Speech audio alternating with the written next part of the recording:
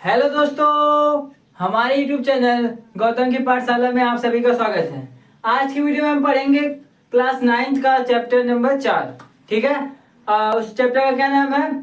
दो चरों वाले रैखिक समीकरण। ठीक है। आज हम इसमें देखेंगे, पहले समझेंगे रैखिक समीकरण क्या होता है, फिर उसका इंट्रोडक्शन, चर वाले रैखिक समीकरण, द्विचर रैखिक समीकरण और कुछ उदाहरण। ठीक है दोस्तों। तो दोस्तों सबसे पहले हम समझेंगे रैखिक समीकरण। रैखिक समीकरण जिसे हम लीनियर इक्वेशन भी कहते हैं। ठीक है दोस्तों। तो आइए पहले देखते हैं क्या होता है ऐसे समीकरण जिसमें केवल एक घात वाले बहुपद हो, रैखिक समीकरण कहलाते हैं।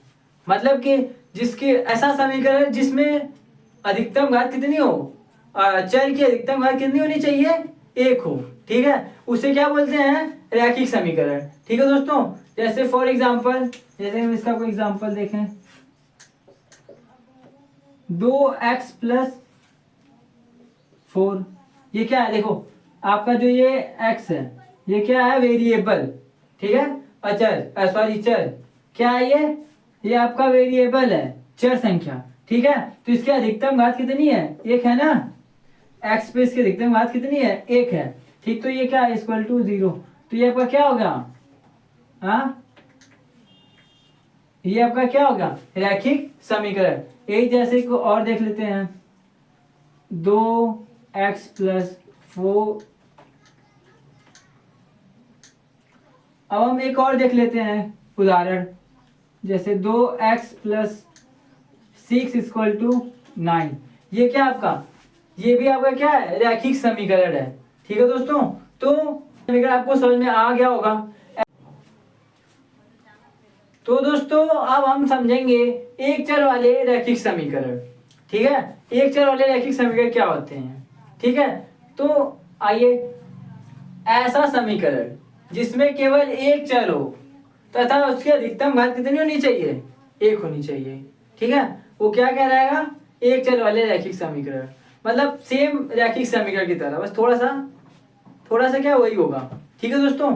तो आइए हम इसे इसका एग्जांपल देखते हैं। पहले एग्जाम्पल से समझते हैं। जैसे कि 3x+2 = 0 है। ठीक है, तो ये क्या आपका रैखिक समीकरण ये है। ये एक चर में रैखिक जिसमें केवल एक चर हो और उसकी अधिकतम घात, ये घात कितनी होनी चाहिए, चर की, वेरिएबल की घात कितनी होनी चाहिए, एक। ठीक है, तो क्या होगी, एक चर वाले रैखिक समीकरण। ठीक है दोस्तों। और आप इसका ये और एग्जांपल देख लेते हैं, जैसे कि 4y-3 = 0। ठीक है, इसमें भी एक ही चर है। ठीक है, अब इसका व्यापक रूप क्या होता है। ठीक है, इसका व्यापक रूप होता है, एक चर वाले रैखिक समीकरण का व्यापक रूप होता है ax+2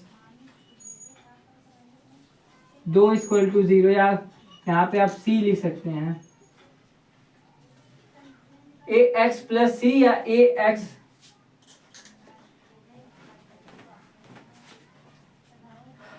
तो इसका एक चर वाले रैखिक समीकरण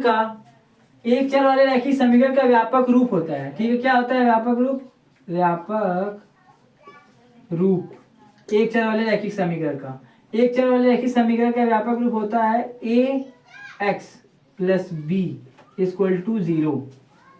ठीक है, या तो ऐसे भी आ सकता है, ax = b। ठीक है, तो जैसे कि जो आपका x है ये तो आपका चर नंबर हो गया, क्या, चर संख्या। और जो a और b है ये क्या आपका वास्तविक संख्या।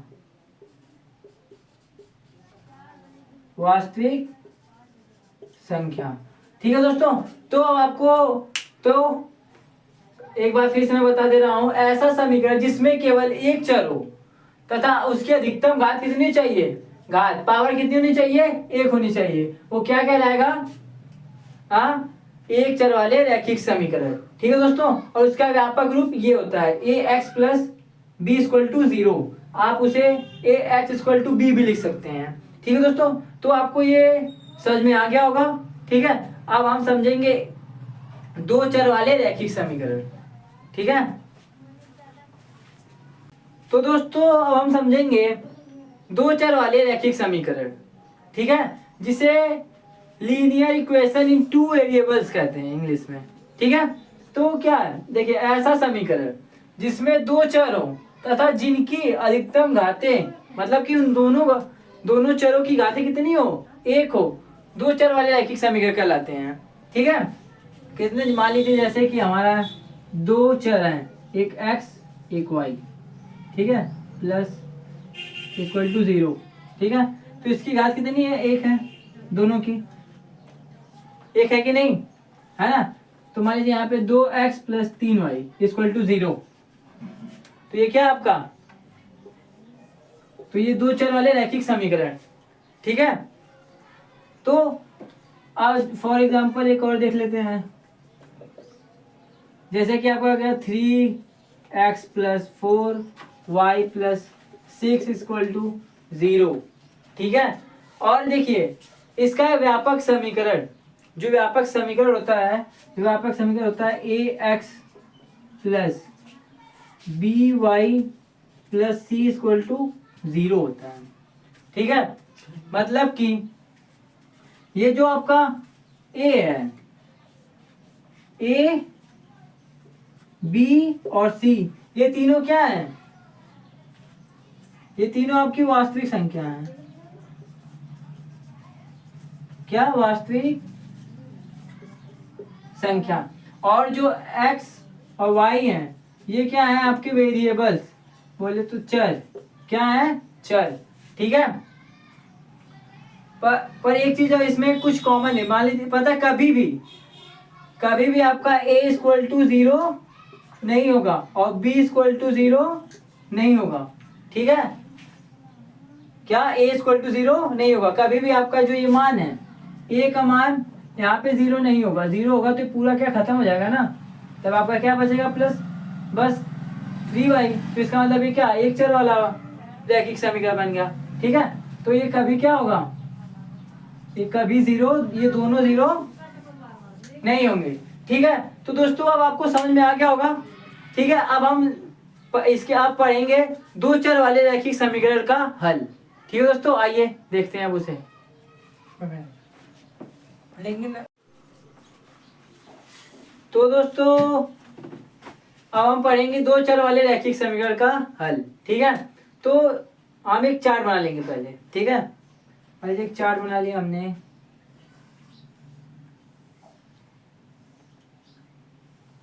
ठीक है, और हमने दो वेरिएबल्स ले लिए, x और y।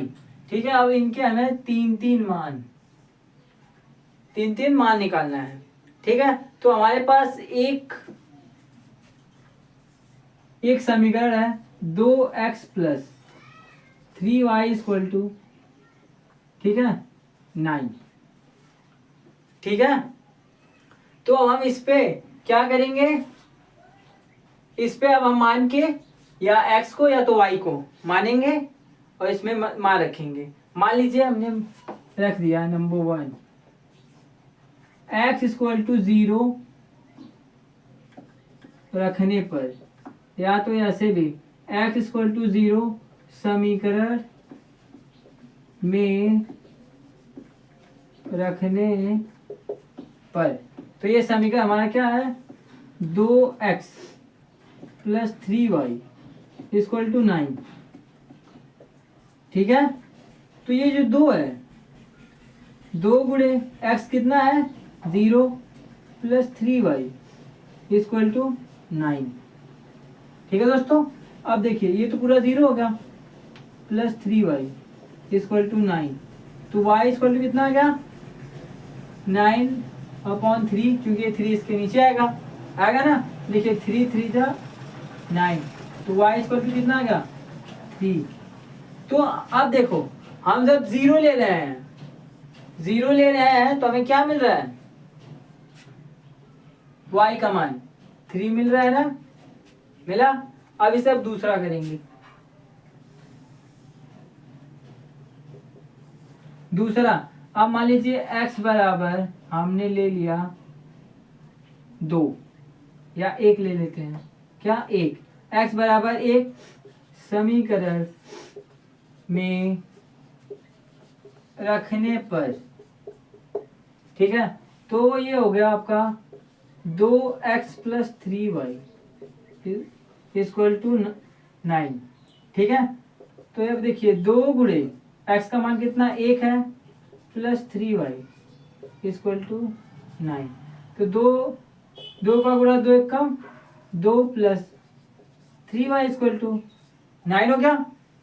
अब ये देखिए 3y 9 है तो ये 2 इधर आएगा, प्लस इधर आएगा तो माइनस का 2, ठीक है।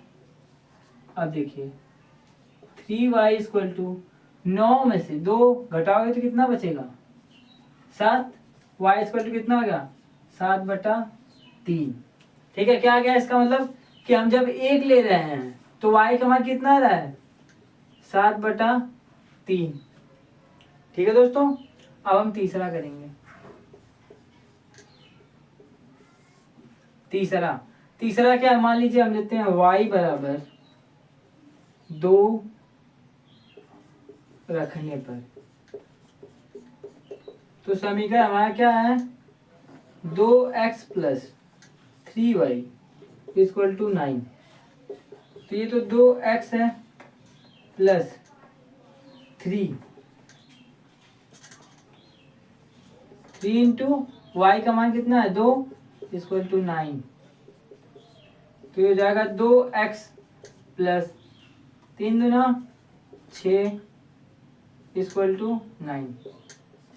तो देखिए यहाँ पे तो ये 2x जब ये 9 है तो 6 इधर आएगा, प्लस में है तो इधर आएगा तो किस में आ जाएगा माइनस में 6, 2x इक्वल टू ये हो जाएगा 3, तो x इक्वल टू क्या आ गया 3/2 आ गया। क्या आया, इसका मतलब कि जब हम 2 ले रहे हैं y का मान हम 2 लेंगे तो x कितना आएगा 3/2, ठीक है दोस्तों।